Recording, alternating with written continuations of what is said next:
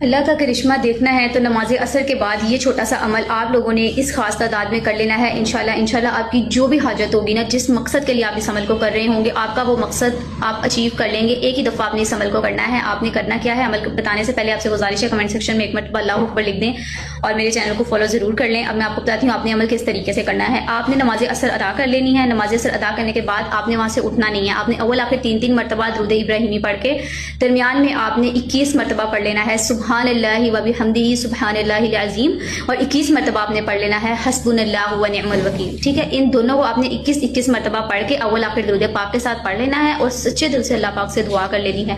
جس بھی پرپس کے لیے، جس بھی مقصد کے لیے آپ اس عمل کو کر رہے ہوں گے، ایک ہی دفعہ آپ اس عمل کو کریں گے، انشاءاللہ آپ لوگوں کو اس کا بہت زیادہ فائدہ ہوگا، بہت زیادہ پازیٹیو ریزلٹس آپ کو دیکھنے کو ملیں گے۔ یہ بہت ہی زیادہ جلالی قسم کا عمل ہے، اس کو آپ نے ایک مرتبہ لازمی طور پہ کر لینا ہے۔ اگر آپ پہ کوئی بھی پرابلم آ گئی ہے، انشاءاللہ وہ پرابلم سالو ہو جائے گی، کوئی بھی مسئلہ آپ کی زندگی کا وہ حل ہو جائے گا انشاءاللہ۔ جزاک اللہ۔